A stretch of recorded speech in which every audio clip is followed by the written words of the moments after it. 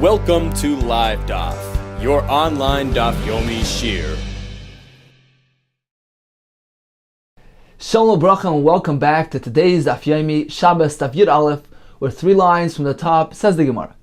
V'amar Rav bar Machasya amar Rav Chama bar Gurya amar Rav. Kol ir shegagoseho gevoyin beis hakneses. Any city whose roofs are higher, are built on a higher grade than the shul, than the Beis HaKnesses. It's not meant to be that way. The Beis HaKnesses is meant to be the focal point of the city, the most conspicuous landmark, and therefore is meant to be built higher than all the other roofs of the places of residence.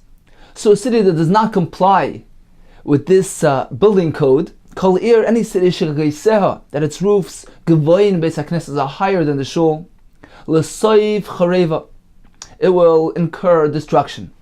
Shenemar l'roimeim es Beis Elokeinu, to exalt, to elevate the home of Hashem, the Beis HaKnesses, ulahamid es charveisav, and to resurrect its ruins. So we see there's a connection between the position of the shul and the condition of the rest of the homes of the city. V'hanemila bebatim, this is only regarding places of residence. Aval bekashkushi v'avruri, regarding forts and towers which are not used as places of residence. Less lamba, there's no concern regarding those structures. They may be built higher than the Beis HaKnesses. Amar Rashi, ano avdi l'mata machasya. Rashi explains was the Rosh Hashiva in the city of Mata Machasya. And Rashi says, I've accomplished, ano avdi l'mata machasya, I've accomplished, I influenced that in Mata Machasya they should build their homes in accordance with this stipulation, that the Beis HaKnesses should be on a higher grade than the rest of the homes, and indeed it resulted that the loy chareva, that Mata Machasya was not charav, was not destroyed. Ano avdi, I brought about l'Mata Machasya the loy chareva. Says the Gemara, is that true? But it actually was destroyed. V'ha Says the Gemara, nevertheless, it did not incur destruction as a consequence of transgressing this avain, meaning they complied with this halacha. The shul was the highest structure in the city, and therefore when they were destroyed, it wasn't as a result of this avain. Now what difference does it make why it was destroyed? In any case, it was destroyed. Says Rabbeinu Chananel, what Rashi meant to say was that I caused that the churban should not be mehai ovein la'olam. It should not incur eternal, everlasting destruction. Because since the churva did not come as a result, as a consequence of this ovein, therefore the churban is not everlasting. What's the pshat in this? Says the Sefer B'chor Shar, what the Rechananel means to say is that we know the Gemara Brachas tells us that Hashem promises that when Har Tzion will be rebuilt, the same fate will apply to the Bati Tzadikim. The homes of Tzadikim will also be rebuilt at the same time as Har Tzion.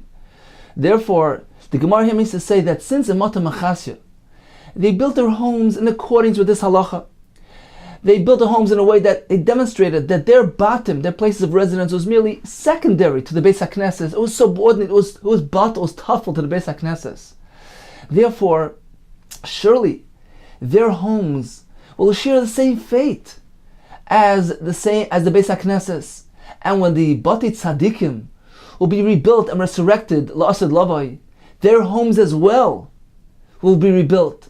So although there's a churban, but it's only temporary, it won't be a churban la'olam. Continues the Gemara. V'amar Rav bar Machasya amar Rav Chama bar Gurya amar Rav. Tachas Yishmael, it is preferred to be under the rule, subservient to Yishmael, the descendant of Avram, the nation of Yishmael, and not v'loy tachas Nachri, rather that than being under the rule of Nachri. Rashi says this is referring to the nation of Edom, which was more wicked than Yishmael, at least in those days. And he continues, Tachas Nachri, rather be under the jurisdiction of the Edom, v'loy tachas Chaver. Chaver was an even worse nation. Rashi says it was from the Bnei Parsim, from the Persians.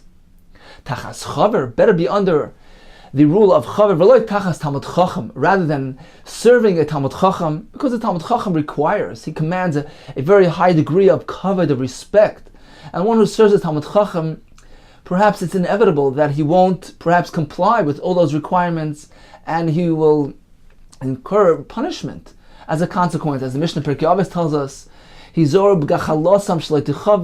careful from their sting, from their fire. A person is meant to treat a Talmud Chacham with the highest degree of respect. Therefore, it's risky to serve a Talmud Chacham. And finally, tachas Talmud Chacham, rather serve a Talmud Chacham, v'loy tachas yosem almana, rather than serving a yosem almana, an orphan or a widow, who are very, very fragile and can be moved easily to tears. And one who deals and serves a Yosem Almana needs to relate to them with the highest degree of sensitivity, and perhaps one will not be careful with that and will incur punishment as a result. Therefore, better a Talmud Chacham than a Yosem Almana. Perhaps the lesson here is that, we're meant to relate to these individuals, a Yosem or Almana, with the highest degree of sensitivity and recognize their high degree of fragility.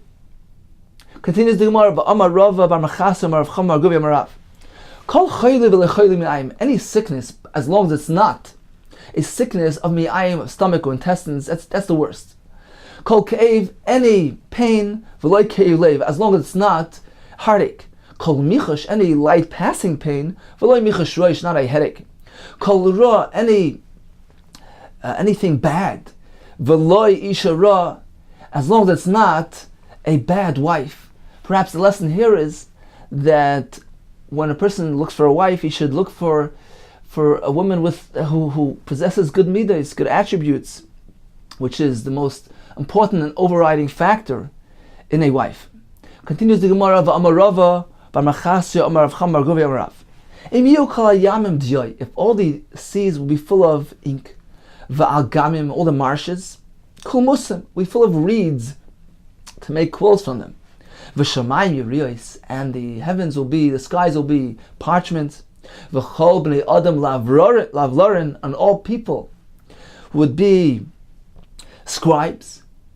Ein maspikim lichtov, they will not have sufficient equipment and manpower to write down and record chalolo shel rishus, the depth of the heart, of the responsibilities, of the myriad of responsibilities that the government has to involve themselves in all the intricacies of their citizens, collecting taxes, waging wars, establishing peace and justice. So the ongoings and the various government activities encompass so much beyond our imagination.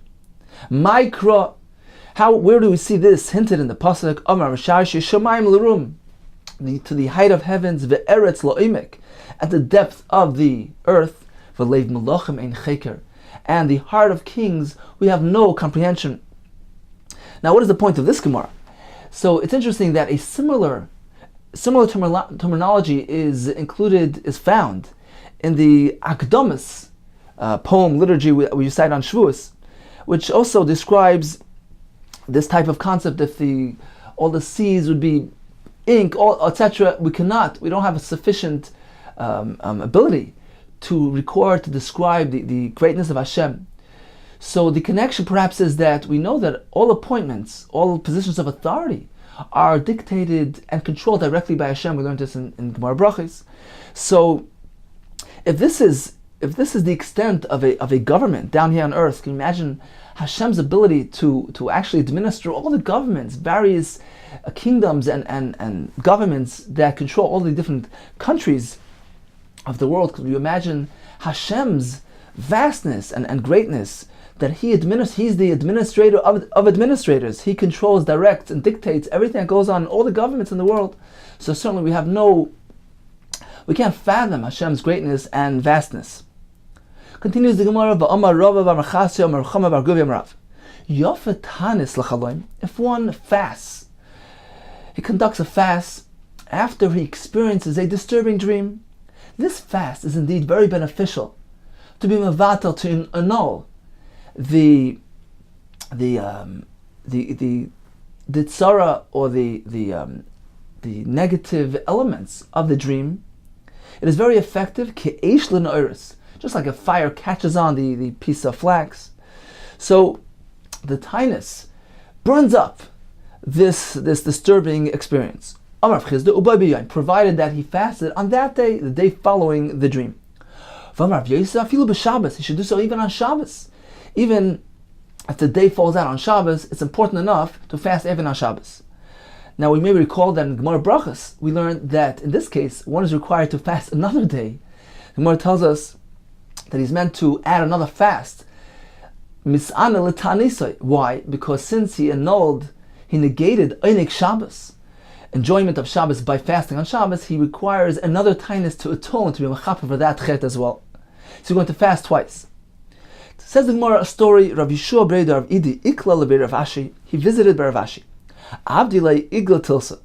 So in his honor, they shechted a third-born calf, which was a high-quality item, and they invited him to the meal. Amri lei litoy marmidi, come join the meal. Amr lu b'tanis esivna, I'm actually in the middle of a fast, I can't join. Amr lei, so they told him, v'lei savale mar l'hod Rav Yudah, do you not agree with the teaching, with the halacha, in the name of Rav Yudah? Dam Rav Yudah, loiva adam tanisui pareya, if a person has a need, he may borrow a tinus, borrow a fast day, and pay it back a different day.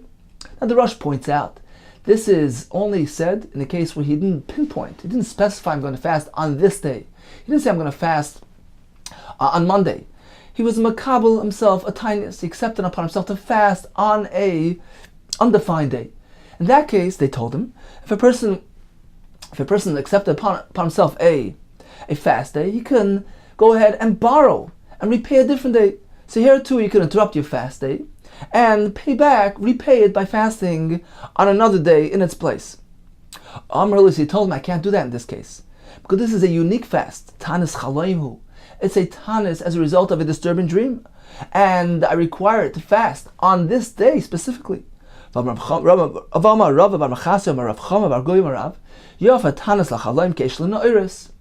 is effective like the fire on the flax. Provided that he fasts only on that day. So today is that day. I can't exchange it and replace it and substitute it with a different fast.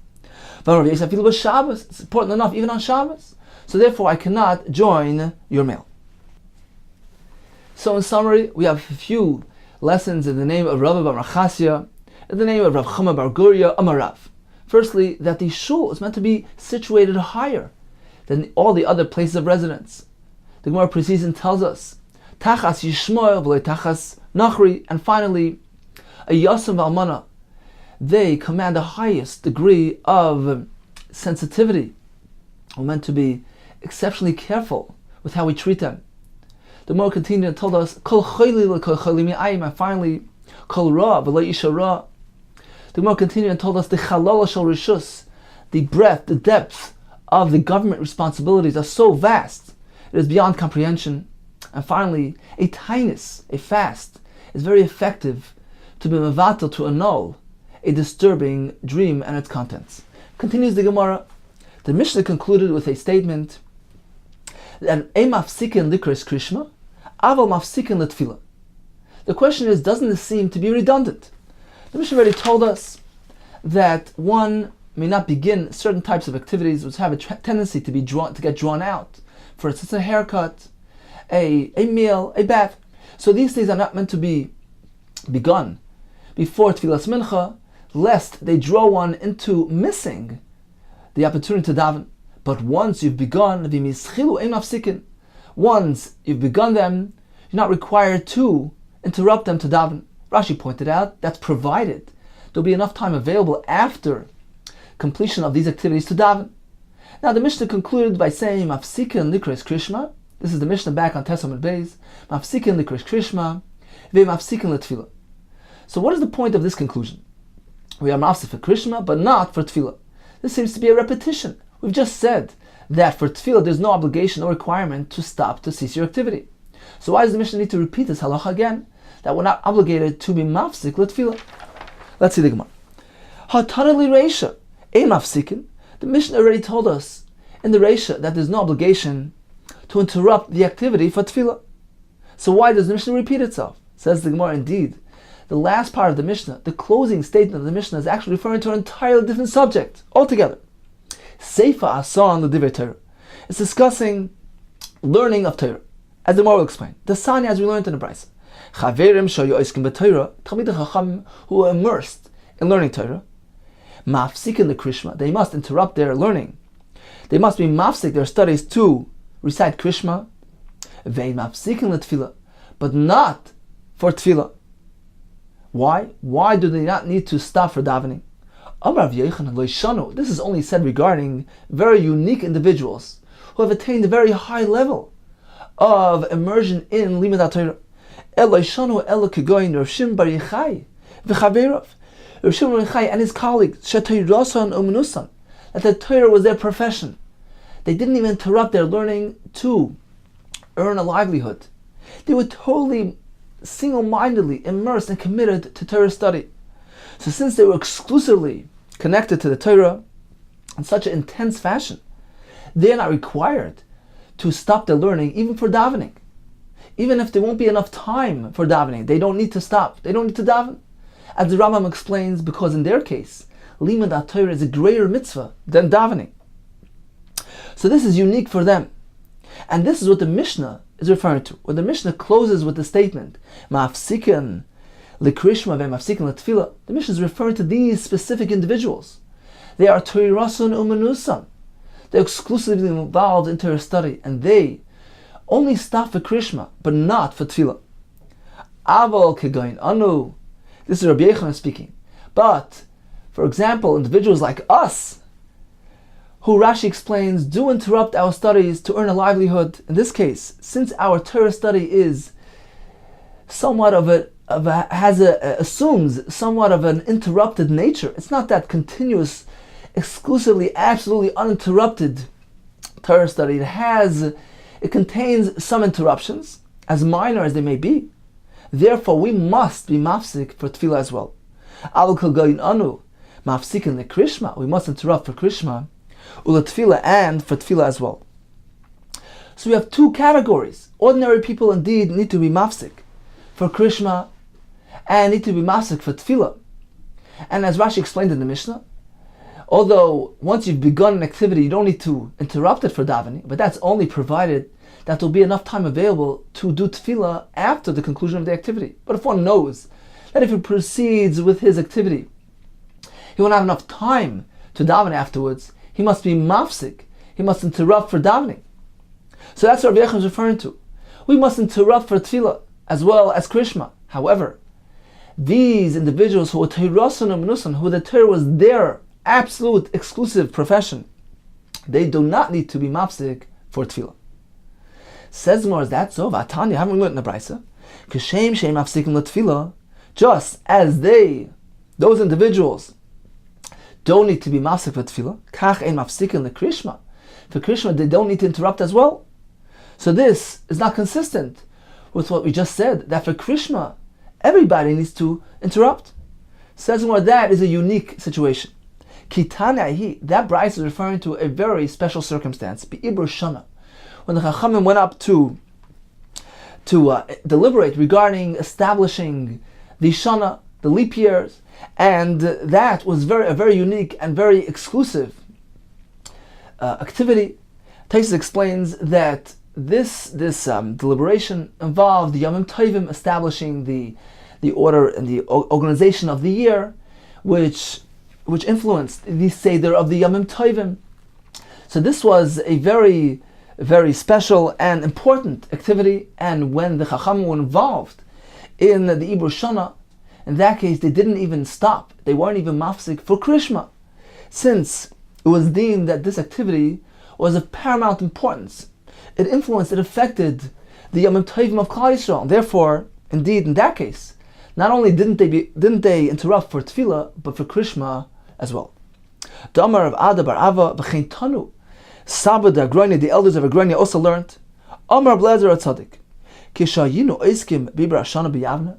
When we were involved in establishing, organizing the years, deciding whether the year should be a leap year or should be a non-leap year, Lahiyinu mafsikin In that case, we were not mafsik, loy l'krishma, loy l'tfila, not for krishma, nor for tfila. Continues the Gemara. Lo yetzei hachayit b'machtoi. A tailor should not go out into the Rosh Hashanah with his needle, samach ha'chashecha, close to darkness. Shema yishkach v'yetzei. Perhaps he might forget. He might forget when Shabbos arrives, he'll forget that it's Shabbos and continue walking, carrying the needle. And the same thing applies to a scribe with his quill, on account that he might forget that it's Shabbos and might continue carrying the quill when Shabbos arrives. So you should be careful. A half hour close to darkness, you should not go out to the street with this type of item. Continues the Mishnah. One should not clean his garments from lice. He shouldn't read in front of a lamp, because there's a concern that he might go ahead and adjust the lamp to brighten the light, to assist him in his reading. Continues the Mishnah, Be'emes Amru, this is a clear-cut halacha. HaChazan Roya. The Chazan is referring to the Chazan HaKnesses, Rashi says, the one that was in charge of helping the individuals who got their Aliyah L'Torah. Now, in the olden days, there was no Baal Korah reading for everybody. Every person who got an Aliyah, he walked up to the approach to Sefer Torah, made his bracha, and actually read on his own from the Sefer Torah. But there was a person there that was there just in case, to help and assist those individuals with the tune, with the nekudos. So this Chazan HaKnesses needed to take a quick glance at the parsha ahead of time, just to see the beginning and ends of the parshas, of the sections, in order to refresh them in his mind, so he'll be able to have the ability to assist the individuals tomorrow in shul.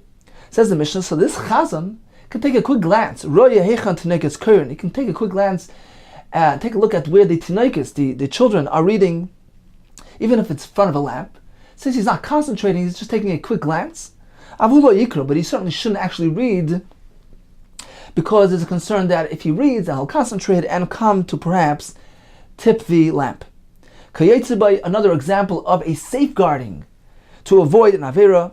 Lo yichal azav mazava, a zav who is a tamei and a zava who is tmeya, they're not allowed to have relations with each other, so they shouldn't eat together because they might come to do avera with each other. Rashi points out that certainly a tahor with a zava should not do this, because that's worse. And the Mishnah is telling us even a chiddush that even a zav and a zava, when they're both tamei, still there's a chashash that even though they're both in the same state of impurity, I would think perhaps there's no concern. Yes, there's a concern even then that they might get carried away and do avera. Therefore, they shouldn't eat together in unison. And that is the source of the halacha that one with a nida needs to have a heker. There needs to be a something indicating a heker, a recognition to call attention to their state, so that they not proceed and come to a pitfall. Continues the Gemara, Tnan Hasam, we learned in a Mishnah. Lo yamad adam Yachid. If a person is standing in Rosh Hashanah, he should not lean over. V'yishte b'Rosh Hashanah and drink water in Rosh Hashanah. The same vice versa. Rosh Hashanah, one should not stand in Rosh Hashanah. V'yishte b'Rosh Hashanah and lean over and drink in Rosh Hashanah.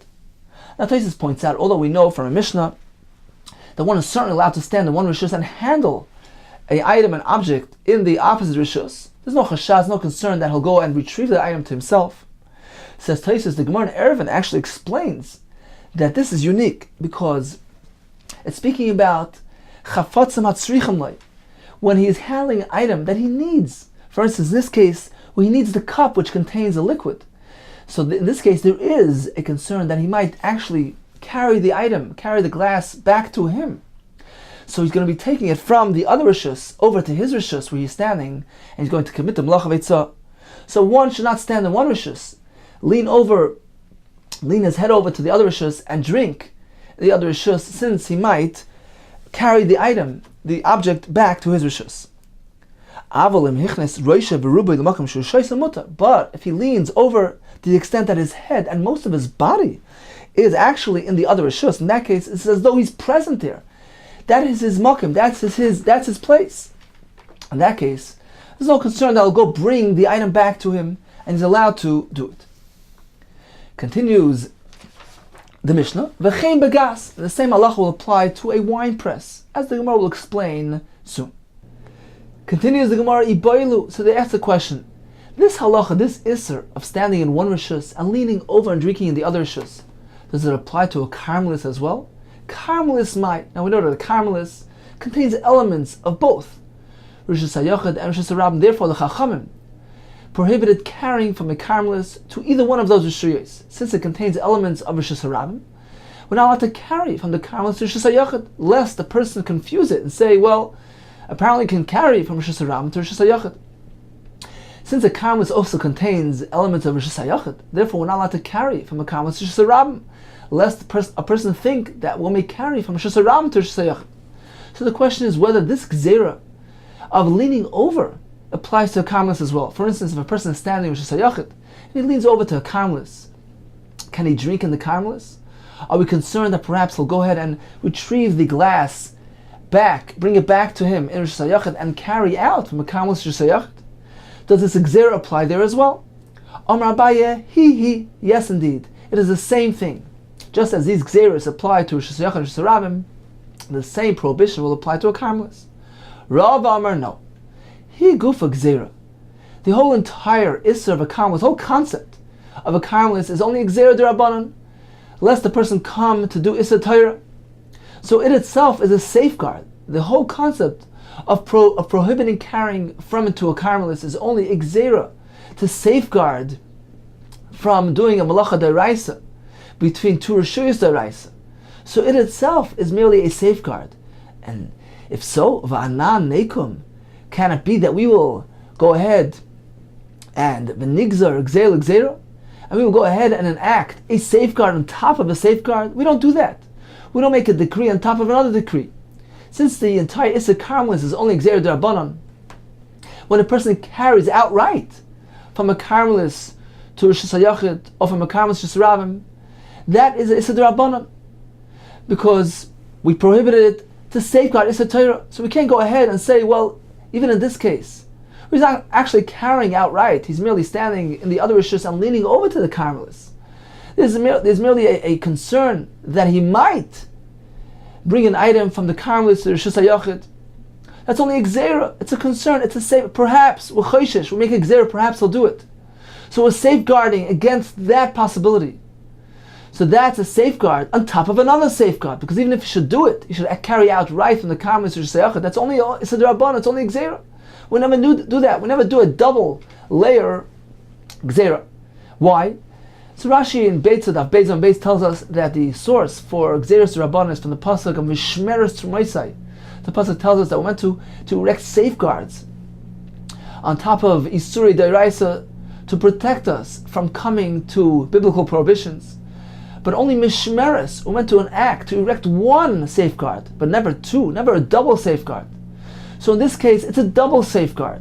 The first safeguard is actually carrying from a karmelis outright. The second safeguard would be to prohibit one from coming to a situation where he might go ahead and carry.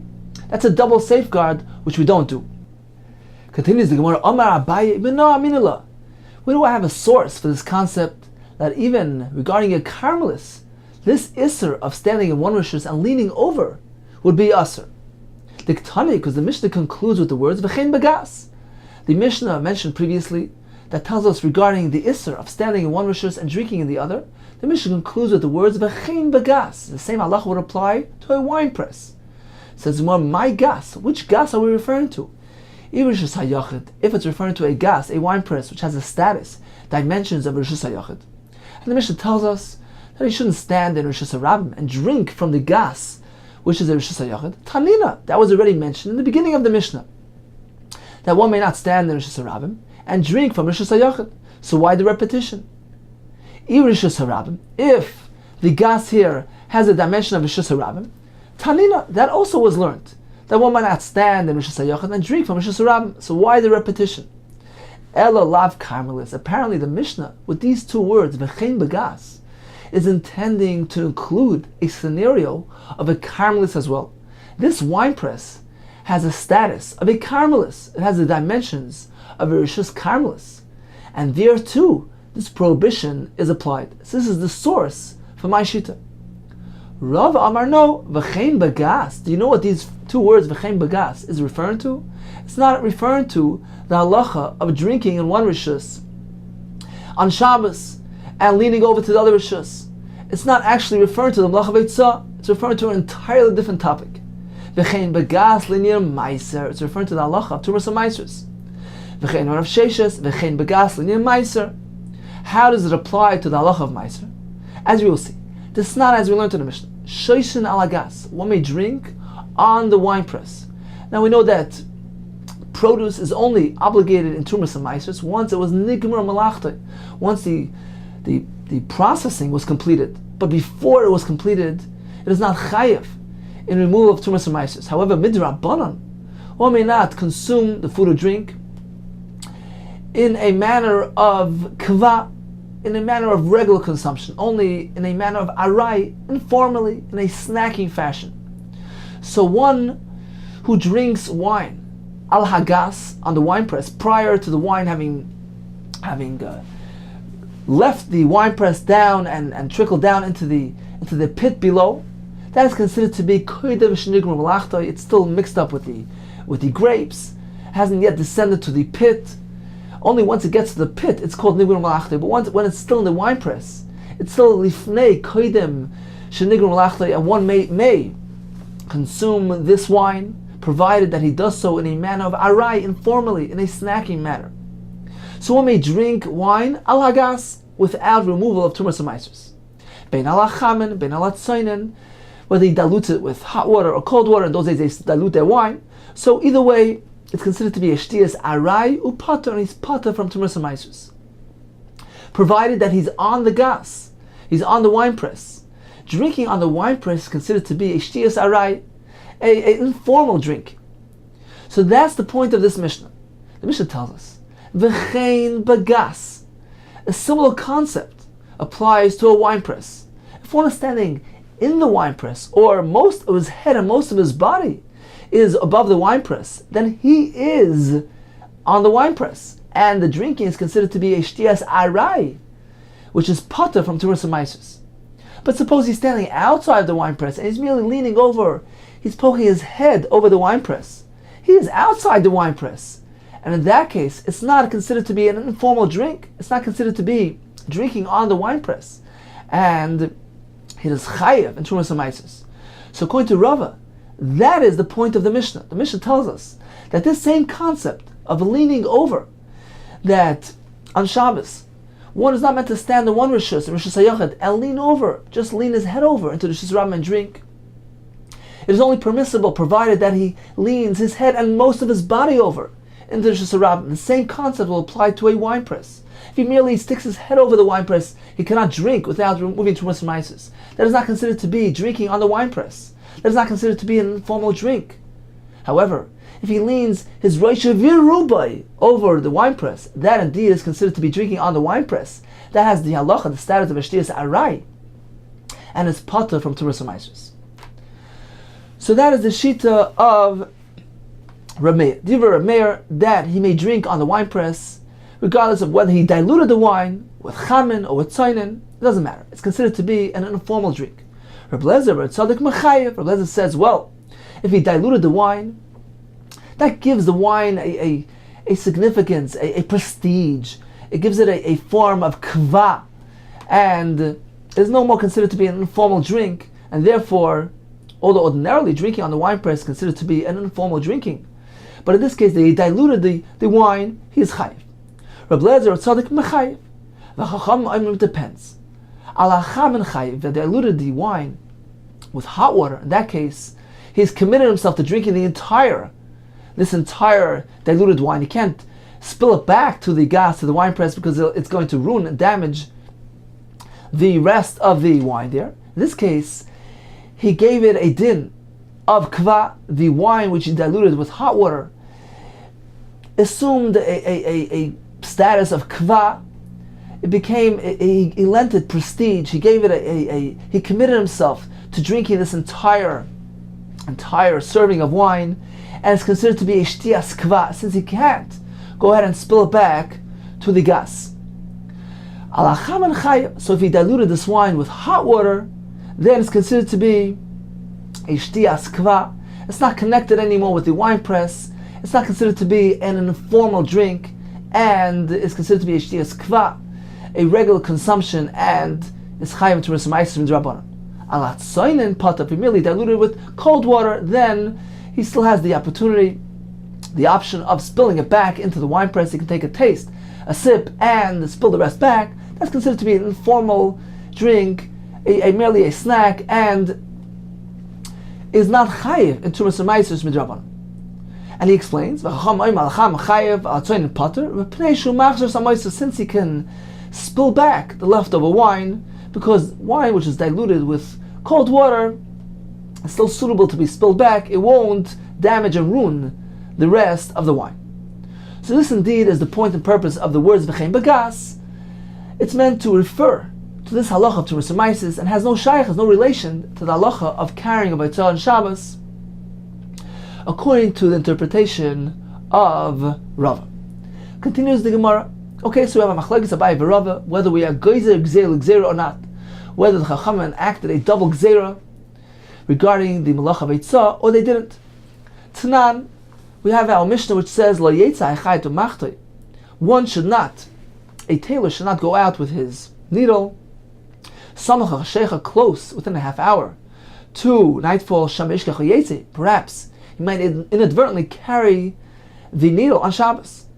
Says Gemara, where is the needle? Where is he containing the needle? My love, the tchuvala bebigdai.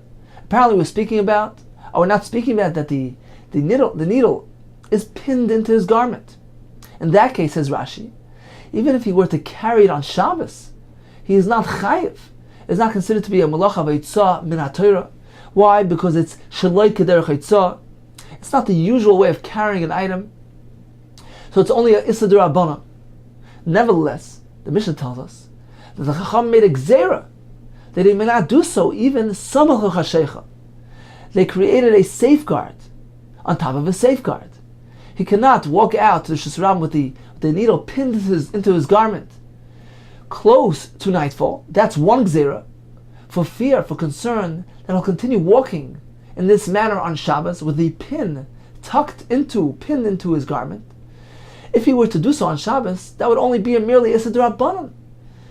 So we're enacting a gzera l'gzera. How can we do so? This seems to be a kasha on Rava. Says Gemara loy denachad le biyadei. The Mishnah is speaking about that he's actually holding the needle in his hand. In that manner, it would indeed be a issa d'oraisa if he would walk like that on Shabbos. If he would carry the item in that manner on Shabbos. Therefore, the Chacham indeed erected a safeguard. They will geyser gzera. Don't hold the needle in your hand in Rosh Hashanah so close to Shabbos, for fear that you might carry it on Shabbos and be over on Issa D'Oraisa. So it's only a gzera, one gzera, to Issa D'Oraisa. It's not a gzera l'gzera. Tashma, come, I'll show you from another brayso. L'yetza chayit v'machtoi. So first was a raya from the Mishnah, now we have a raya from a brayso. L'yetza chayit v'machtoi, hatchuv l'bebigdoi. The chayat, the tailor should not go out with the pin, which is pinned into his garment. Maila be'er Shabbos. We're not speaking about on Erev Shabbos close to nightfall. So we see that Chacham made a gzera. Don't walk out with a pin in your garment so close to Shabbos. So they made a gzera. Don't do it so close to Shabbos. That's one gzera, for fear that you might do it on Shabbos. Even if you would do that on Shabbos, it would only be an issa d'Rabbanan. It would be shaloi kederech yitzah if it's only pinned in your garment. Chacham asered walking like that on Shabbos, for fear that one might actually carry the item in his hand. So that's a gzera. So it's a gzera for another gzera. Says Marloi Kitana Hi Shabbos. This price is actually referring to on Shabbos itself. That a person may not walk out on Shabbos with the pin pinned into his garment, for fear that he might actually carry the needle in his hand. So that's only one gzera, but certainly close to Shabbos. On Erev Shabbos, samach ha'shecha, a person may walk out with the needle pinned into his garment, because that in fact would be a gzera l'gzera. Says more about Tanya, but haven't we learned in a different brayso, which actually stipulates as follows: the tailor may not go out with the needle tucked, pinned into his garment. On Erev Shabbos close to darkness. Why? For fear that he may walk out so on Shabbos. So we see a double gzera. Even if he were to do this on Shabbos, with the needle pinned into his garment, that's only a one gzera. We add another gzera. He can't even do it on Erev Shabbos, for fear that it might come to the other Issa D'Rabbanan of doing it on Shabbos. That's a gzera. So it's a kasha on Rava. Says the Gemara, Hamani Rav Yehuda. Indeed, this is Shitas Rav Yehuda, who holds the Amar Uman Derecham Nosei Chayv, that a craftsman who carries an item in the usual manner that the people of this craft do, he's chayav, even though it's not the usual manner of carrying for an ordinary person. It's not the standard, not the accepted standard way of carrying. Nevertheless, since he is a uman, he is a craftsman who carries the item in this manner, it's for him the usual manner of carrying. Therefore, it is an issa d'oraisa, not merely an issa d'rabbanan. Therefore, says Rava, this brisa is following the opinion. The author of this brisa is Rav Yehuda, and therefore a tailor, since it is usual for him to carry the machat, the needle pinned into his garment, in order to display his profession, to advertise his craftsmanship. Therefore, it's considered to be derech hamnusay, his usual way of carrying, standard for this person. And therefore, indeed, he is chayav if he were to walk out into Rishus Harabim with the needle pinned into his garment. It's not merely Issa D'Rabbanan, it's an Issa D'Oraisa. Therefore, certainly Chacham added a gzera and said, don't do it on Erev Shabbos so close to nightfall, because you might do so on Shabbos and be over an Issa D'Oraisa. So it's only one layer, it's only one gzera, it's a gzera. Don't do it on Erev Shabbos, lest he come to do the Issa D'Oraisa on Shabbos. However, according to the other shittas that don't agree with Rav Yehuda, they hold that even a craftsman who carries an item in this manner is pater. It's only an issa d'Rabbanan. It's like a derech haitzah. If even a tailor were to carry the needle pinned into his garment on Shabbos. Therefore, certainly Chacham did not make a gzera that don't do it on Erev Shabbos, lest he does it on Shabbos, because that's a gzera. Where do we find Shitas Rav Yehuda? Says the Gemara, Desanyo, a tailor should not go out on Shabbos with the needle pinned into his garment. Nagar, a carpenter, with the splinter of wood behind his ear. They do it to display their profession. The one who fluffs the clothing, with the cord that he uses for his profession behind his ear. The weaver, with the piece of wool that he uses for his profession. So he shouldn't put that behind his ear. The one who dyes the wool, he shouldn't walk out with the sample, with the sample around his neck. The money changer, with the coin behind his ear. So these are various craftsmen who carry these items to advertise the profession. But if indeed carries these items in this manner, it's pater. But the rice is not considered to be derech haitzah. It's not the usual manner of carrying items behind the ear, etc. It's asam d'Rabbanan. If he's a craftsman and he's carrying the item in the usual manner that the uman carries this item, he's chayiv. Pater. Certainly an ordinary person is pater if he carries the item in this manner. So in summary, according to Abaye, we are gzera regarding Isra Yitzah. Therefore, according to Abaye, one may not stand in the Rishus HaYachad or Rishus Harabim and lean over his head into the carmelets and drink. We're concerned that he might bring the item back to himself. When the Mishnah tells us according to Abaye, it's even referring to the needle which is tucked into his garment, which is only Issa D'Rabbanan if he were to do so on Shabbos. Nevertheless, Chachamim created another safeguard. Don't do it Erev Shabbos Samach HaShecha, even though it's a gzera. According to Rava, we are not geyser gzera even regarding Isra Yitzah. A person may stand in Rosh Hashanah and lean over to her camels and drink. What does the Mishnah mean when the Mishnah says Lo Yesei Chaytu Machto Yisam L'Chashecha? It depends. According to Rav Meir, it's referring to holding the needle in his hand. If he were to do so on Shabbos, that's an Issa D'Oraisa. Therefore, Chachamim created a safeguard, a gzera. Don't walk out on Rishus Harabim holding the needle in one's hand, even close to nightfall. It's a gzera lest he come to do Issa D'Oraisa and carry it on Shabbos. According to Rav Yehuda, this halacha pertains even to a chayat who has the needle tucked into his garment. Afilu bebigdoi. Because according to Rabbi Yehuda, if he were to carry the machat in his beged on Shabbos, he will be over an Issa D'Oraisa because it's uman kederech nusay, and therefore he may not do so even on Erev Shabbos close to nightfall, lest he continue on and do so on Shabbos. So in sum total, it's only one gzera. Don't do it on Erev Shabbos, so that he doesn't come to do so on Shabbos and be over an Issa D'Oraisa. Continues the Gemara Tani Chad that we learned in one brayso. Lo yetze hazav bekisai, a zav who has experienced an emission of ziva, and he became tamei. So they would tie a pouch onto their aver to collect any further emissions. So the zav should not carry this pouch out in this manner into Rishus Harabim. Lo yetze hazav bekisai, with this pouch. Ve'miyatza patar v'lasar, but if he does indeed carry it out in this manner, he's not chayav chatos. It's not considered to be hoitzah midaraisa. He's pater. Aval aser, it's aser midrabanan. It's considered to be carrying an item shaloi kederech hitzah, not in the usual manner of carrying items, and therefore he is pater. V'tani idach, we have another brayso which says lo yetze, don't go out. V'yimyotza chayav chatos. So the result is chayav chatos. So if a stira between the braysos, is it min haTorah or is it only midrabanan? Says the Gemara, Rav Yosef lo kasha. It's not difficult. Let's resolve the braysos in the following manner. Hora Meir Rav Yehuda.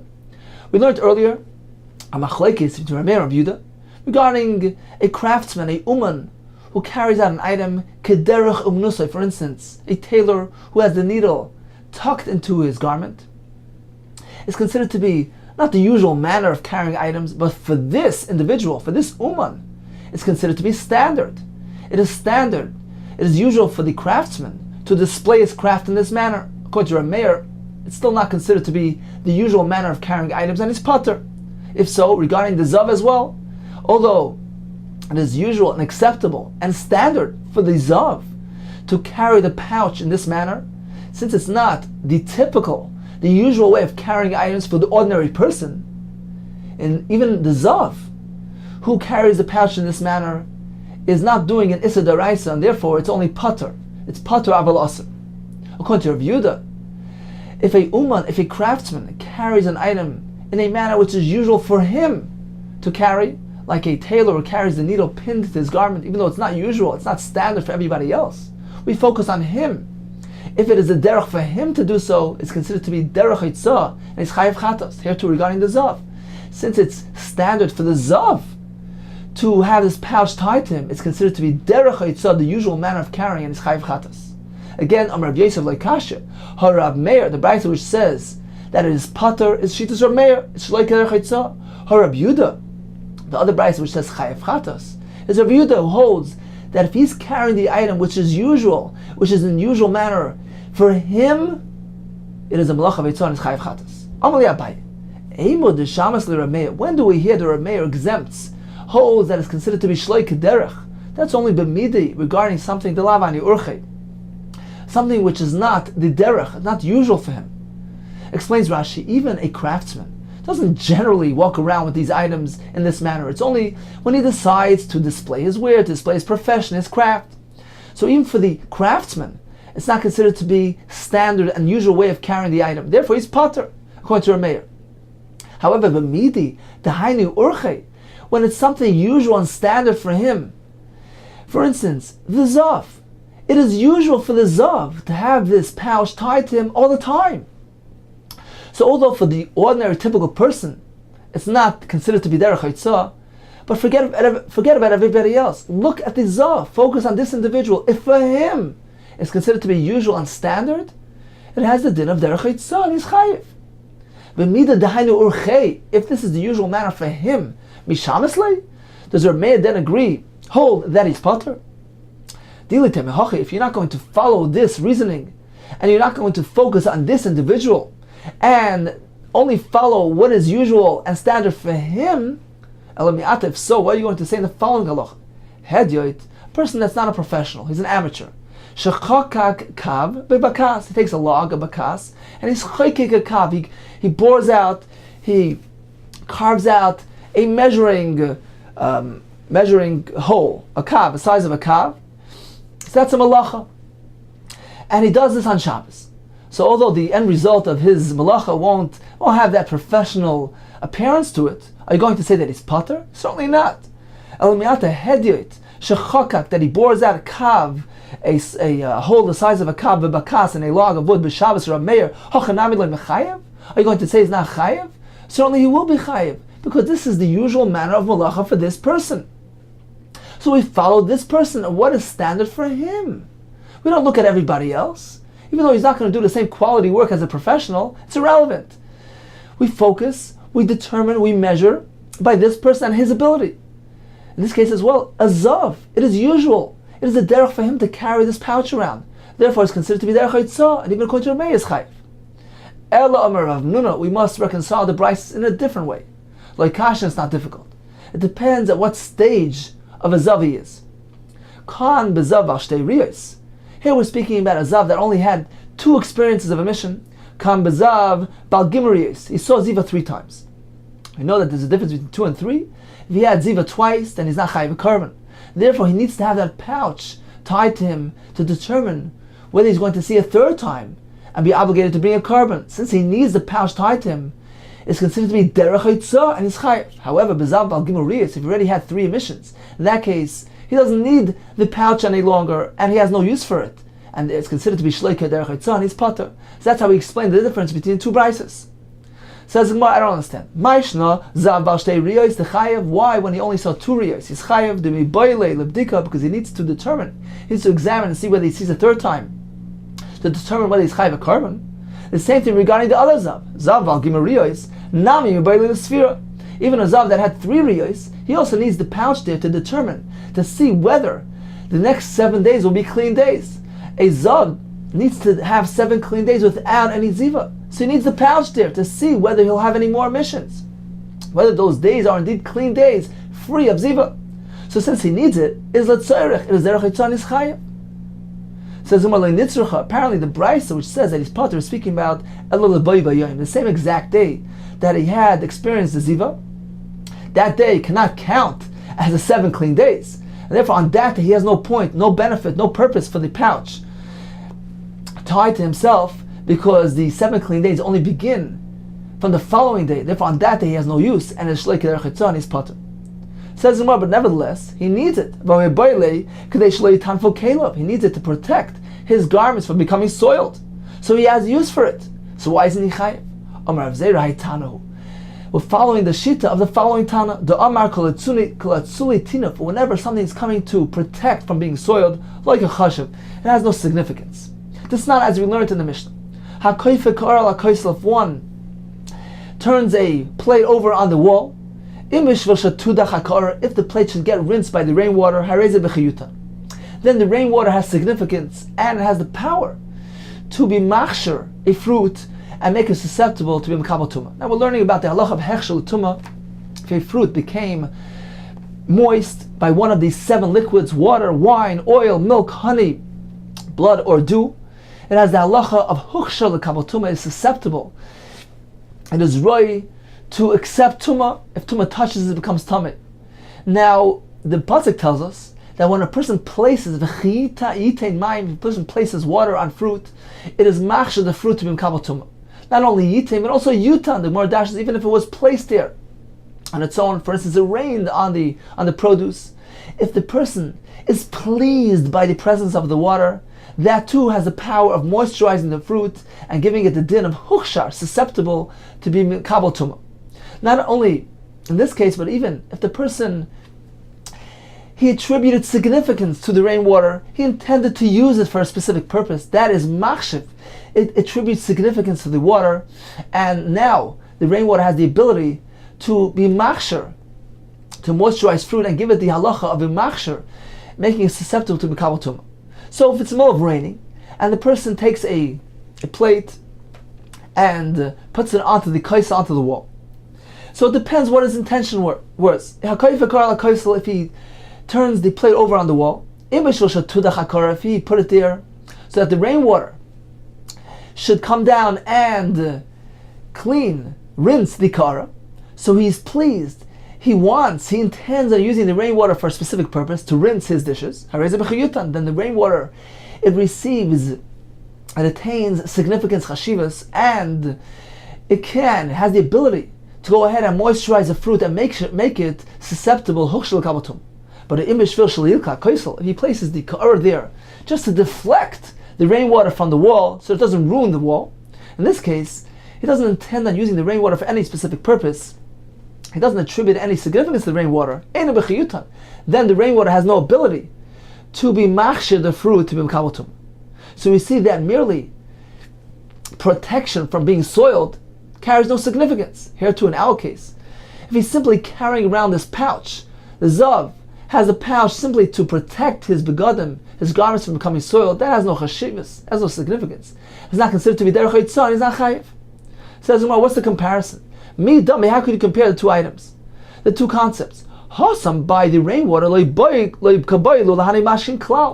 he's deflecting the rainwater completely. He doesn't want them. Therefore, has no chashivas. In our case, even though he doesn't really want the ziva, the emission, but he nevertheless wants the pouch to be in its place, to collect the ziva. Therefore, it has chashivas. It's considered to be derech haitzah. He needs it there. And why should it not be considered to be derech haitzah? Why should it not be chayiv? Halei dami, if you're going to compare the two subjects, we're going to have to compare to a different halacha of the din of hechshel kabatum.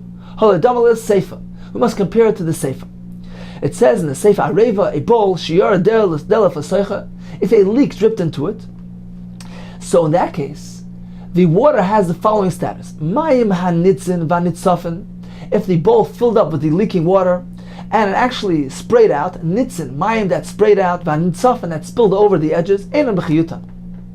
They're not considered to be water that can be machshir something because it's not within the bowl. It has no chashivas of being able to be machshir something. Usha b'soicha, but the water that is contained within the bowl, hareze b'chiyutan, that has significance. Since he collected within the bowl, he attributed chashivas to this water, and it has the power to be machshir something like kabatuma. So we see that if one collects liquid in the bowl, in a receptacle, it gives it chashivas and significance. And therefore, in our case as well, since he's collecting the ziva in this pouch, it's considered to be a ma'isa chashiv, a significant act, and it's considered to be derech haitzah, and he should be chayiv on account of carrying the pouch. So we don't have a reconciliation to the two brises. Once again, we have a stira. One brisa which says carrying a pouch is chayiv chatas. The other one says potter. How are we going to answer this stira? We're going to answer in the following manner. Harab Yuda, Harab Shimon. A general machlokes in Masechah Shabbos between these two shitas of Yuda and Rav Shimon regarding a malacha. She'ena tzricha legufa. A malacha that is not required, does not need it for its defined purpose. For instance, if one carries out a mace from a home, from a shisarab, according to Rav Yuda, he's chayiv. According to Rav Shimon, he's potter because it's a malacha. She'ena tzricha legufa. He doesn't need this malacha for its defined purpose. He's not carrying out the mace to Rosh Hashanah because he needs the mace in Rosh Hashanah. He's merely doing so to resolve a problem, to address a problem. He wants to vacate the home of the mace. In this case, it's not considered to be a malacha regarding chiyuv on Shabbos, because on Shabbos we're only mechayiv on malachas, which are needed legufa for its defined purpose, for constructive purpose, to create something of higher design, like in the Mishkan. They did the malachas to create something, to craft something for a constructive purpose, for its defined purpose, not merely to address a problem, to avoid the difficulty in a problem. According to Rav Yuda, even a malacha she'ena tzricha legufa is chayiv. Therefore, in our case, why is a zav carrying the pouch? To protect his begadim from being soiled. That is merely, he's doing a malacha, he's carrying the pouch merely to resolve a difficulty, resolve an issue. It's not for constructive purpose. He doesn't need the pouch for the sake of the pouch itself. It's there to protect himself from being soiled. That's called a malacha she'ena tzricha legufa. He's not carrying the pouch because he needs the pouch. He's doing it to resolve a problem. So therefore, according to Rav Yuda, he's chayiv. Therefore, the brisa which says chayiv is following she's Rav Yuda. The brisa which says potter is following she's Rav Shimon. It's a malacha she'ena tzricha legufa. He's carrying the pouch merely to address a side issue, not for the pouch itself. He's not carrying because he needs the pouch. Therefore, it's a Melacha She'ein Tzricha L'Gufa, and he's patur. So in summary, the Brisa which says regarding carrying a pouch for his Zav, the Brisa which says Chayav, and the Brisa which says patur, how are we going to resolve? We had a few attempts. First we says the Brisa which says Chayav is Rav Yehuda, the Brisa which says patur is Rav Meir. We proceeded and said no, the Brisa which says Chayav is a Zav Bal Shtei Riyos, the Brisa which says patur is a Zav Bal Gimel Riyos, and finally we said the Brisa which says Chayav is Rav Yehuda who holds the Melacha She'ein Tzricha L'Gufa as Chayav, and the Brisa which says patur is following Shizur of Shimon, then a Melacha She'ein Tzricha L'Gufa is patur.